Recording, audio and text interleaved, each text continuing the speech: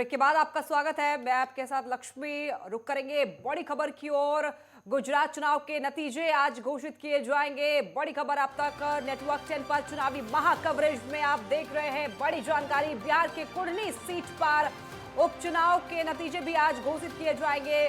BJP के केदार प्रसाद गुप्ता फिलहाल अभी आगे चल रहे हैं। जेडीयू के मनोज कुशवाहा अभी पीछे चल रहे हैं। रुझान के मुताबिक नेटवर्क 10 पर चुनावी महा कवरेज आप देख रहे हैं। आपको बताएं कि कुढ़नी, बिहार के कुढ़नी सीट पर उपचुनाव के नतीजे आज घोषित किए जाएंगे और आज दोपहर तक तस्वीरें साफ हो जाएगी कि किसके सिर पर सजेगा ताज। जेडीयू के मनोज कुशवाहा पीछे चल रहे हैं। नेटवर्क 10 पर चुनावी महा कवरेज आप देख रहे हैं और लगातार पल पल की अपडेट्स आप तक पहुंचा रहे हैं। बिहार के कुढ़नी सीट पर उपचुनाव के लिए उपचुनाव में, और आपको बताएं कि यहां पर गिनती शुरू हो चुकी है। सुबह 8 बजे से ही गिनती जारी है और रुझानों के मुताबिक फिलहाल अभी की अगर बात करें रुझानों की, तो रुझानों में बिहार के कुढ़नी सीट पर से आपको बता दें कि बीजेपी के केदार प्रसाद गुप्ता आगे चल रहे हैं। रुझानों में जेडीयू के मनोज कुशवाहा अभी फिलहाल पीछे चल रहे हैं। नेटवर्क 10 पर चुनावी महा कवरेज आप देख रहे हैं और आज दोपहर तक तस्वीरें साफ हो जाएगी कि आखिर ईवीएम के पिटारे में किसकी किस्मत का फैसला लिखा है। जेडीयू के मनोज कुशवाहा फिलहाल पीछे चल रहे हैं। बीजेपी के उम्मीदवार फिलहाल अभी आगे चल रहे हैं। बिहार के कुढ़नी सीट पर उपचुनाव के नतीजे आज घोषित किए जाएंगे। बीजेपी के केदार प्रसाद गुप्ता आगे चल रहे हैं। फिलहाल जेडीयू के मनोज कुशवाहा पीछे चल रहे हैं।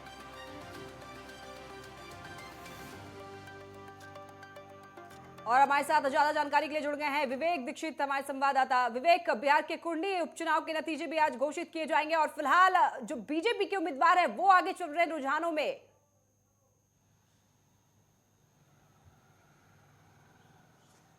बिल्कुल ये कहना गलत नहीं होगा। जिस तरीके से प्रदर्शन था, जो अगर हम बात करें चुनाव की, तो चुनाव में लगातार बीजेपी की तरफ से जो स्टार प्रचारक थे वो प्रचार करने में लगे हुए थे। क्योंकि अगर हम बात करें, चाहे उत्तर प्रदेश के सीएम योगी आदित्यनाथ हो, या फिर गृह मंत्री अमित शाह हो, या फिर अध्यक्ष जेपी नड्डा हो, या फिर खुद ही नरेंद्र मोदी जो प्रधानमंत्री हमारे देश के, लगातार कहीं ना कहीं क्षेत्रों में पहुंच रहे थे, अलग अलग राज्यों में जा रहे थे। क्योंकि चुनाव का दौर था तो प्रचार करना बेहद जरूरी था और प्रचार और प्रसार से ही लोगों को जो विकास की जो थी वो जलाने का प्रयास किया। हालांकि जैसे अगर हम गुजरात की बात करें, तो गुजरात में जिस तरीके से जो लीड चल रही है, 146 की लीड चल रही है, तो कहीं ना कहीं कांग्रेस बहुत पीछे नजर आ रही है। कांग्रेस 125 पे नजर आ रही है। और आम आदमी पार्टी की बात करें तो आम आदमी पार्टी 8 सीटों के लीड पे नजर आ रही है। तो कहीं ना कहीं जिस तरीके से अगर हम गुजरात को देखें, तो गुजरात में लगातार प्रधानमंत्री नरेंद्र मोदी पहुंचे। क्योंकि वहां पे जब पहुंचते हैं तो वहां पे कहते हैं, साफ तौर पर प्रधानमंत्री नरेंद्र मोदी का कहना होता है कि वो नेता तो दिल्ली में है, वो प्रधानमंत्री दिल्ली के, लेकिन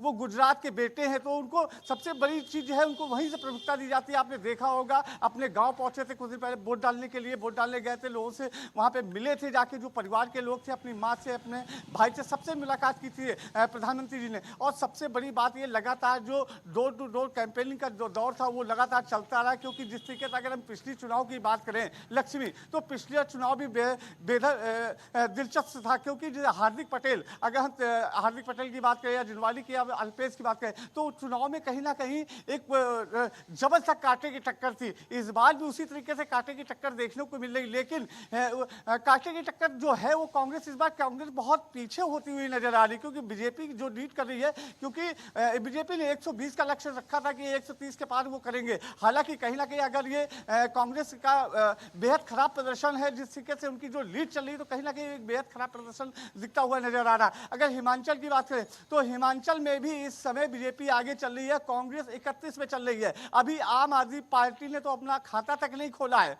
लक्ष्मी। विवेक, अगर बात की जाए गुजरात चुनाव की, तो वहां पर आपने भी इस बार अपनी किस्मत आजमाने के लिए चुनावी मैदान में उतर गई है। लेकिन गुजरात की अगर जनता की बात की जाए, तो क्या गुजरात की जनता आपकी फ्री की स्ट्रैटेजी की ओर आकर्षित होगी?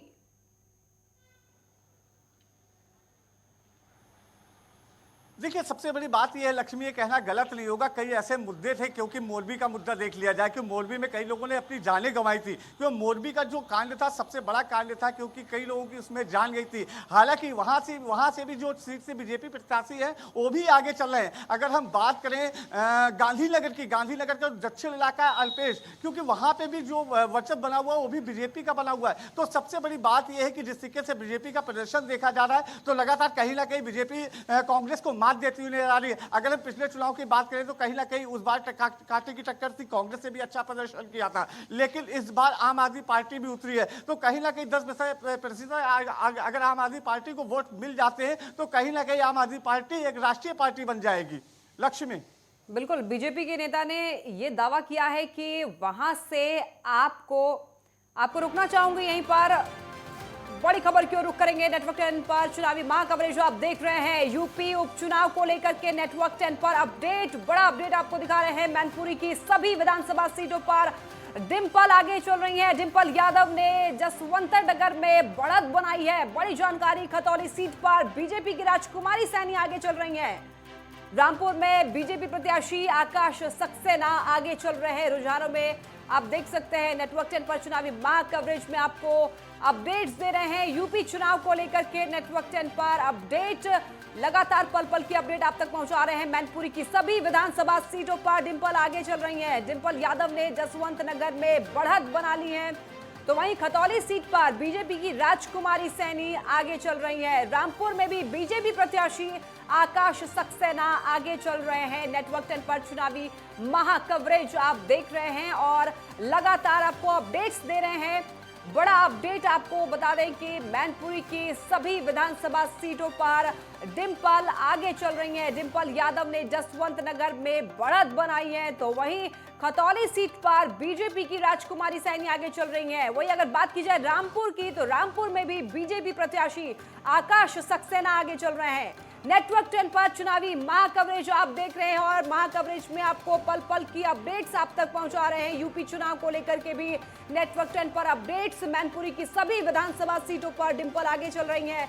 डिंपल यादव ने जसवंत नगर में बढ़त बना ली है। वही खतौली सीट पर बीजेपी की राजकुमारी सैनी आगे चल रही है। रुझानों में सबसे आगे बीजेपी, फिलहाल रामपुर में बीजेपी प्रत्याशी आकाश सक्सेना चल रहे हैं। नेटवर्क 10 पर आप देख रहे हैं चुनावी महा कवरेज और पल पल की अपडेट्स आप तक पहुंचा रहे हैं। यूपी उपचुनाव को लेकर के भी नेटवर्क 10 पर अपडेट्स आप देख सकते हैं। मैनपुरी की सभी विधानसभा सीटों पर डिंपल आगे चल रही हैं। डिंपल यादव ने जसवंत नगर में बढ़त बना ली है। तो वहीं खतौली सीट की बात की जाए तो यहां पर बीजेपी की राजकुमारी सैनी आगे चल रही है। रामपुर में भी बीजेपी प्रत्याशी आकाश सक्सेना आगे चल रहे हैं। तो आप देख रहे हैं चुनावी महा कवरेज और अपडेट्स आप तक पहुंचा रहे हैं। यूपी चुनाव को लेकर के भी नेटवर्क 10 पर अपडेट्स। मैनपुरी की सभी विधानसभा सीटों पर डिंपल आगे चल रही हैं। जसवंत नगर में बढ़त बना ली है डिंपल यादव ने। वहीं अगर बात की जाए खतौली सीट की, तो खतौली सीट पर बीजेपी की राजकुमारी सैनी आगे चल रही है। रामपुर में भी बीजेपी प्रत्याशी आकाश सक्सेना आगे चल रहे हैं। बीजेपी अभी फिलहाल आगे बढ़ती हुई नजर आ रही है। रुझानों में बीजेपी आगे है और ये अपडेट्स आप तक पहुंचा रहे हैं। मैनपुरी की सभी विधानसभा सीटों पर आगे चल रही हैं। जसवंत नगर में बढ़त बना ली है डिंपल यादव ने। खतौली सीट पर बीजेपी की राजकुमारी सैनी आगे चल रही हैं। रामपुर में बीजेपी प्रत्याशी आकाश सक्सेना आगे चल रहे हैं। आप देख रहे हैं नेटवर्क 10 पर चुनावी महा कवरेज। सबसे पहले आपको अपडेट्स दे रहे हैं, सबसे पहले सटीक अपडेट आप तक पहुंचा रहे हैं। आप देख रहे हैं नेटवर्क 10। मैनपुरी की सभी विधानसभा सीटों पर डिंपल आगे चल रही है। डिंपल यादव ने जसवंत नगर में बढ़त बना ली है। डिंपल यादव की तरफ से चुनाव प्रचार किया गया, वो सफल होता हुआ नजर आ रहा है। रामपुर में बीजेपी प्रत्याशी आकाश सक्सेना आगे चल रहे हैं। नेटवर्क 10 पर आप देख रहे हैं चुनावी महा कवरेज और आप तक पल पल की अपडेट्स पहुंचा रहा है नेटवर्क 10। मैनपुरी की सभी विधानसभा सीटों पर डिंपल आगे चल रही हैं बढ़त बनाते हुए। जसवंत नगर में बढ़त बना ली है डिंपल यादव ने। वहीं खतौली सीट पर बीजेपी की राजकुमारी सैनी आगे चल रही हैं। रामपुर में बीजेपी प्रत्याशी आकाश सक्सेना आगे चल रहे हैं। सबसे पहले सबसे सटीक जानकारी आप तक पहुंचा रहे हैं हम। यूपी चुनाव को लेकर के नेटवर्क 10 पर अपडेट्स आप देख सकते हैं।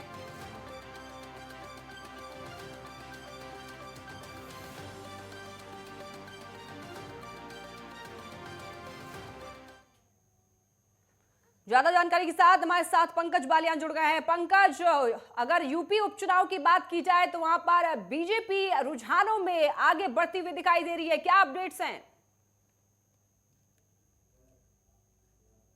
गणना स्थल पर जो है गिनती शुरू हो गई थी और शुरुआती दौर में अगर हम बात करें तो शुरुआती दौर में आरएलडी गठबंधन प्रत्याशी मदन भैया आगे चल रहे थे, लेकिन उसके बाद थोड़ा रुख बदला और उसके बाद राजकुमारी सैनी जो बीजेपी की प्रत्याशी हैं वो इस समय आगे चल रही हैं।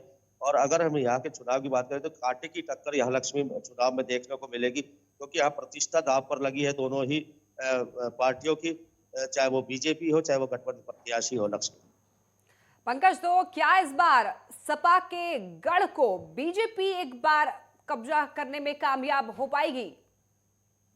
देखिए लक्ष्मी, यहाँ पर बीजेपी जो है लगातार 2017-2022 में हमेशा चुनाव जीतती आई खतौली विधानसभा। इस बार जो है ये लगता है कि कहीं क्या सपा इस जो बीजेपी का गढ़ है उसमें छेद कर पाएगी।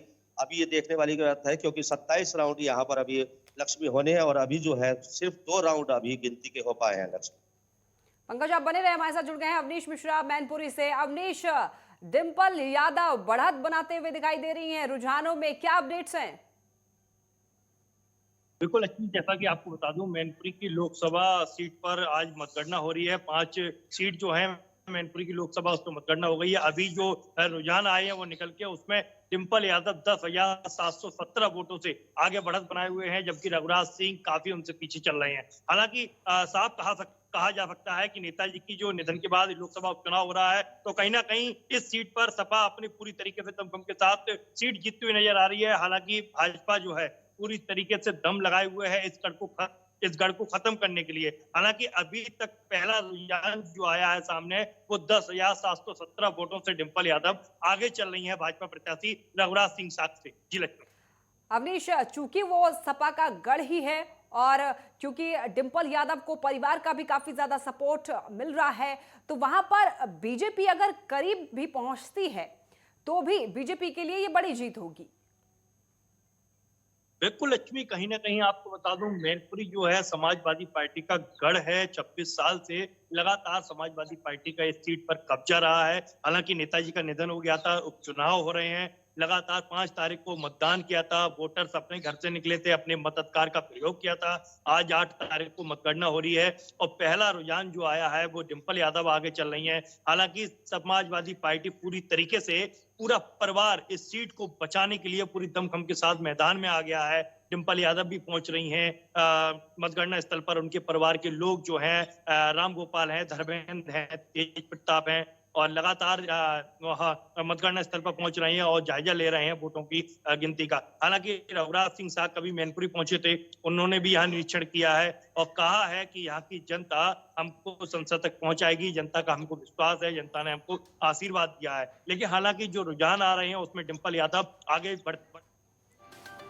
पंकज, अवनीश, आप दोनों का बहुत बहुत शुक्रिया। रुक करेंगे बड़ी खबर की ओर। नेटवर्क 10 पर चुनावी महाकवरेज आप देख रहे हैं। हिमाचल में कांग्रेस और बीजेपी में कांटे की टक्कर देखने को मिल रही है।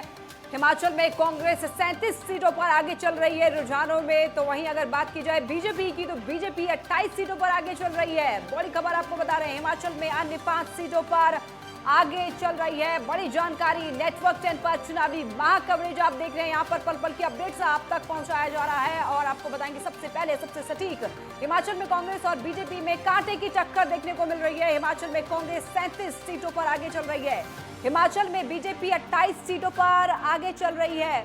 और इसी के साथ ज्यादा जानकारी के साथ जुड़ गई हैं ईशा ठाकुर। ईशा, हिमाचल में अभी रुझानों में देखा जाए तो कांग्रेस फिलहाल बीजेपी से आगे चल रही है।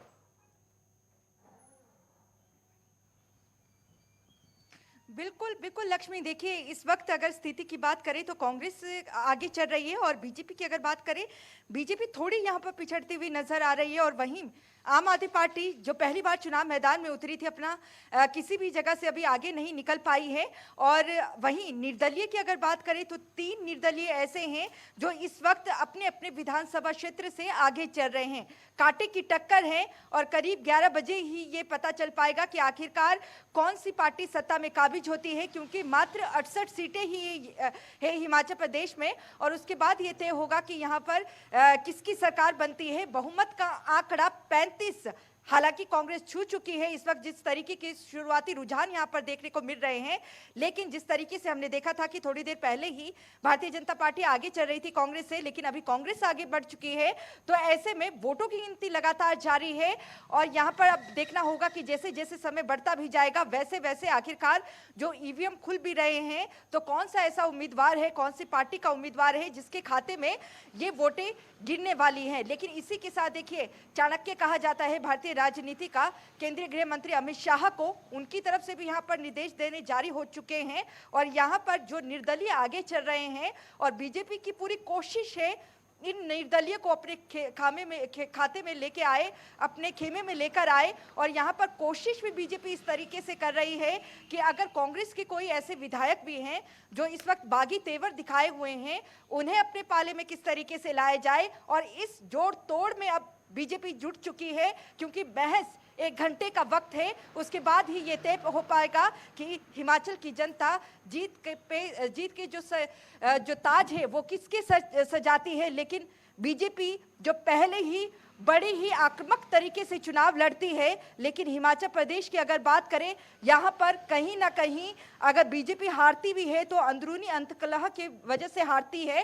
तो ऐसे में बीजेपी पहले ये भांप के चल गई है, क्योंकि अंदरूनी सर्वे की अगर बात करें भारतीय जनता पार्टी की, वो खुद 25 से 30 सीटें लगाए बैठी है कि भारतीय जनता पार्टी के खाते में आएगी। और यही वजह है कि कुछ दिन पहले से ही हालांकि रणनीति बननी शुरू हो चुकी है, लेकिन गुजरात में जिस तरीके से प्रचंड बहुमत मिलता नजर आ रहा है और भारतीय जनता पार्टी के कार्यालय में जश्न का माहौल भी इस वक्त गुजरात में देखने को मिल रहा है, वहीं ठीक इससे विपरीत हिमाचल प्रदेश की स्थिति है और जोड़ तोड़ की रणनीति में जुट गई है भारतीय जनता पार्टी, क्योंकि कांग्रेस कहीं ना कहीं यहां पर कड़ी टक्कर देती हुई नजर आ रही है।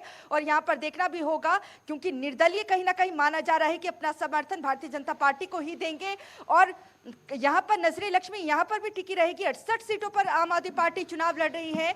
अरविंद केजरीवाल लगातार चुनाव मैदान में उतरे थे।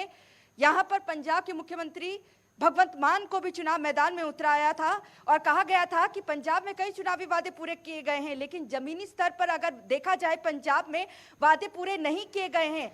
महिलाओं को 1000 रुपये मासिक भत्ता देने की यहाँ पर जो है मैनिफेस्टो में लाया गया था, लेकिन उसे लागू नहीं किया गया है। गारंटी थी आम आदमी पार्टी की जो पंजाब में पूरी नहीं हुई, इसी गारंटी को लेकर पहुंचे थे हिमाचल प्रदेश, लेकिन हिमाचल दूर नहीं है पंजाब से। यही वजह है कि अभी तक खाता भी नहीं खुला है यहाँ पर आम आदमी पार्टी का, जो ये दम दिखाते हुए पहले शुरुआत में नजर आ रही थी कि आम आदमी पार्टी अपनी सरकार बनाएगी हिमाचल प्रदेश में, लेकिन तस्वीर कुछ अलग ही है। और क्योंकि पहले ही ये कहा जाता रहा है कि मुख्य मुकाबला कांग्रेस और भारतीय जनता पार्टी के बीच में होगा, ईशा, वही तस्वीर देखने को मिल रही है। अगर और बात यहाँ की पर जाए 68 तो सीटों पे आम आदमी पार्टी चुनाव मैदान में है कि एग्जिट पोल और रुझान जिस तरीके से सामने आ रहे हैं उसे देख करके ये लगता है कि इतिहास को बदलना मुश्किल हो सकता है, क्योंकि 1985 के बाद से ये इतिहास है कि जो सत्ताधारी पार्टी है वो दोहराया नहीं जाता है। तो कितना ये मुश्किल होगा बीजेपी के लिए?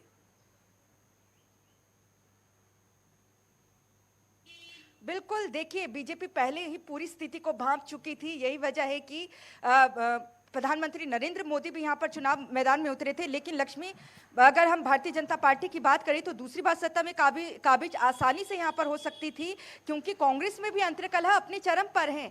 लेकिन हमने जिस तरीके से देखा कि चाहे आप राष्ट्रीय अध्यक्ष जेपी नड्डा की बात करें या फिर अनुराग ठाकुर की बात करें, केंद्रीय मंत्री, उन दोनों के हाथों में यहाँ पर कमान थी, लेकिन अंदरूनी अंतर्कलह किसी से छिपी नहीं है।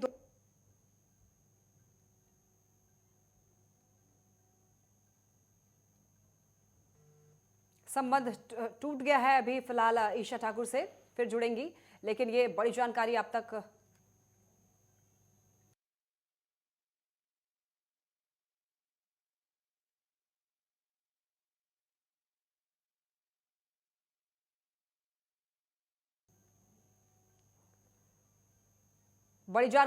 पहुंचा रहे हैं, पल पल अपडेट्स आप तक पहुंचा रहे हैं। ईशा ठाकुर हमारे साथ बनी हुई हैं। ईशा, आप अपडेट्स दे रही थी,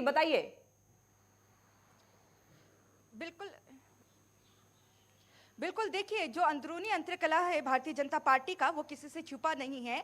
और यहाँ पर देखिए, क्योंकि अंतर्कलह को भांपते हुए ही जो बागडोर है प्रधानमंत्री नरेंद्र मोदी ने अपने हाथों में ली, ताबड़तोड़ रैलियां यहाँ पर की गई। और क्योंकि योगी आदित्यनाथ की लोकप्रियता जिस तरीके से बढ़ती जा रही है, योगी आदित्यनाथ को चुनाव मैदान में यहाँ पर उतारा गया और यहाँ पर हिंदुत्व और राष्ट्रवाद के मुद्दे पर चुनाव तो लड़ा ही गया, लेकिन यहाँ पर अपील जनता से भावुक तरीके से करते नजर आए प्रधानमंत्री नरेंद्र मोदी। और उनकी तरफ से रैलियों में भी कहा गया कि यहां पर अगर कांग्रेस सत्ता में आती है तो मोदी कुछ भी चाहे केंद्र से तो वो विकास के कार्य नहीं कर पाएंगे, आपको लाना होगा और राज यहां पर कायम रखना होगा, रिवाज को बदलना होगा। इस तरीके की अपील करते हुए नजर आए थे हिमाचल की जनता से। तो यहां पर देखिए अपील कितनी। आपको रोकना चाहूंगी, इशारा रुक करेंगे बड़ी खबर की ओर। नेटवर्क 10 पर चुनावी महाकवरेज में आप देख रहे हैं पल पल के अपडेट्स। गुजरात में बीजेपी 149 सीटों पर आगे चल रही है, बड़ी जानकारी। गुजरात में कांग्रेस 21 सीटों पर आगे चल रही है, गुजरात में आप 8 सीट पर आगे है। रुझान आपको बता रहे हैं, गुजरात में अन्य 4 सीटों पर फिलहाल आगे है। नेटवर्क 10 पर चुनावी महाकवरेज आप देख रहे हैं और आप तक जानकारी पहुंचा रहे हैं। गुजरात में बीजेपी 149 सीटों पर आगे चल रही है, गुजरात में कांग्रेस 21 सीटों पर फिलहाल आगे चल रही है। बड़ी जानकारी, गुजरात में आप 8 सीटों पर आगे चल रही है, तो वहीं गुजरात में अन्य 4 सीटों पर आगे है। नेटवर्क 10 पर चुनावी महाकवरेज जो आप देख रहे हैं और पल पल की अपडेट्स आप तक पहुंचा रहे हैं। गुजरात में बीजेपी 149 सीटों पर आगे, तो वहीं कांग्रेस 21 सीटों पर आगे है। काफी ज्यादा फासला देखने को मिल रहा है रुझानों में। गुजरात में आप 8 सीटों पर आगे है, तो वहीं गुजरात में अन्य 4 सीटों पर आगे है। नेटवर्क 10 पर चुनावी महाकवरेज जो आप देख रहे हैं, आज शाम तक तस्वीरें बिल्कुल साफ हो जाएगी कि आखिर गुजरात में किसका राज होगा, किसके सिर ताज सजेगा। गुजरात में आप 8 सीट पर फिलहाल आगे है, तो वहीं गुजरात में अन्य 4 सीटों पर आगे है। अगर बात की जाए बीजेपी की, तो फिलहाल बीजेपी काफी आगे चल रही है। आपको बता दें, गुजरात से ये बड़ी जानकारी आप तक पहुंचा रहे हैं, पल पल की अपडेट्स आप तक पहुंचा रहे हैं। हिमाचल प्रदेश में क्या रिवाज बदलेगा, इस बात की पुष्टि भी शाम तक हो जाएगी। तस्वीरें बिल्कुल साफ हो जाएगी कि आखिर गुजरात में किसका राज होगा। आप बने रहिए नेटवर्क 10 के साथ और लगातार नेटवर्क 10 पर अपडेट्स आप तक हम पहुंचा रहे हैं।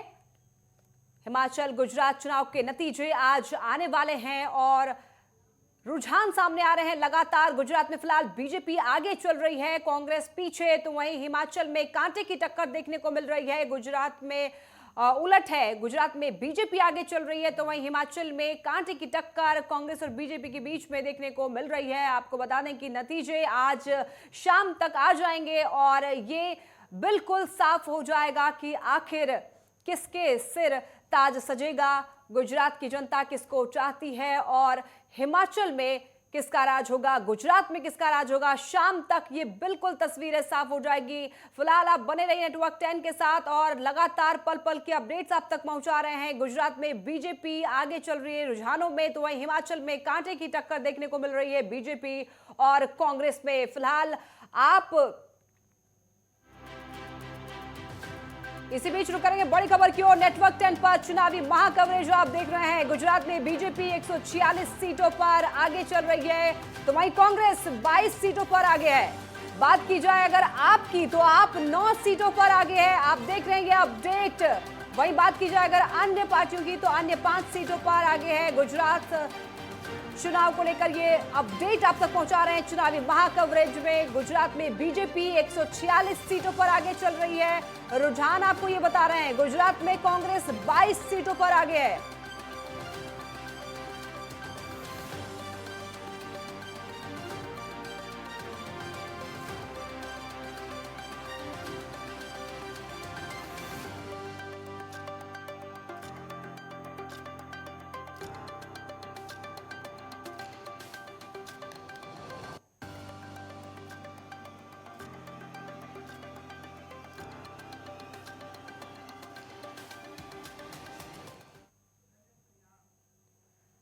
हमारे साथ जुड़ गए हैं निरंजन परिहार।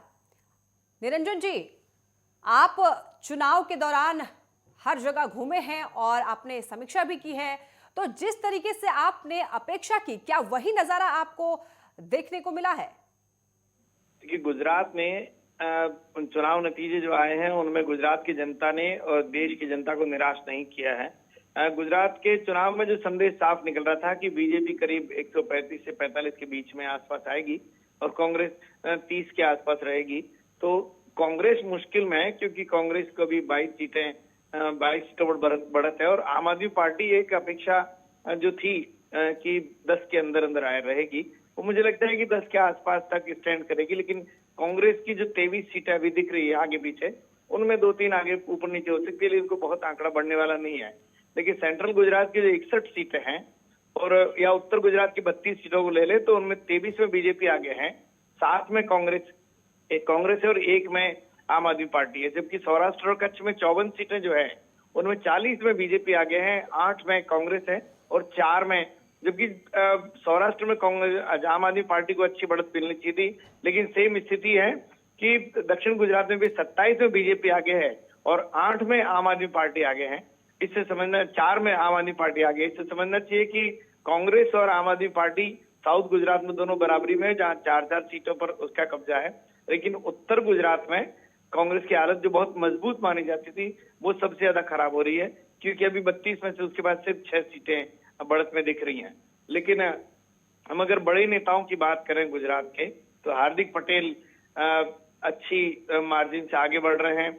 जो अल्पेश ठाकुर जो कांग्रेस छोड़कर बीजेपी में आए और पिछली बार उपचुनाव में बीजेपी में हार गए थे, वो फिलहाल करीब 9,000 वोट से 8,500 वोट से आगे है। यही स्थिति इनकी हार्दिक पटेल की भी है। हार्दिक पटेल के सामने जो लाखा भरवाड़ उम्मीदवार थे कांग्रेस के, बहुत मजबूत और दबंग उम्मीदवार थे, लेकिन हार्दिक ने उनसे लड़ने में कोई कमी नहीं रखी। पूरे चुनाव में हम देखते रहे थे कि कभी लाखा भरवाड़ अपनी मजबूती दिखाते थे तो कभी हार्दिक पटेल, लेकिन चुनावी नतीजों में हार्दिक पटेल उन पर भारी पड़ रहे हैं। ये कांग्रेस की कमजोरी की बात है। कांग्रेस ने दावा किया था, रघु शर्मा जो प्रभारी कांग्रेस के हैं, उन्होंने दावा किया था फर्स्ट फेज के चुनाव के बाद में, जब 89 सीटों पर चुनाव हुए, तो उन्होंने कहा था कि हमारी 89 में से 65 सीटें आ रही हैं और दूसरे दौर में भी हम इतनी जीत कर सरकार बनाएंगे।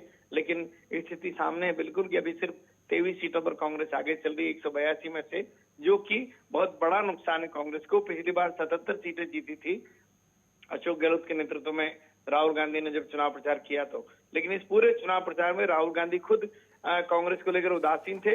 वो सिर्फ 2 सभा में आए और मैं आपको बता दूं कि राजकोट में एक सभा तो ऐसी थी जहां पर राहुल गांधी भाषण देते रहे और उन्होंने कांग्रेस को वोट देने तक की अपील नहीं की और न ही उम्मीदवारों के नाम पूछे और उनका परिचय कराया। इसी से समझा जा सकता है उनका इस चुनाव को लेकर कितना लगाव था। मुझे लगता है कि वो सिर्फ इसलिए आए थे कि पिछली बार वो पूरे चुनाव में गुजरात में रहे थे, तो इस बार आ गए। अब वो भारत जोड़ो यात्रा पर है और भारत भले ही जुड़ रहा है कि नहीं जुड़ रहा है, लेकिन कांग्रेस जरूर टूट रही है।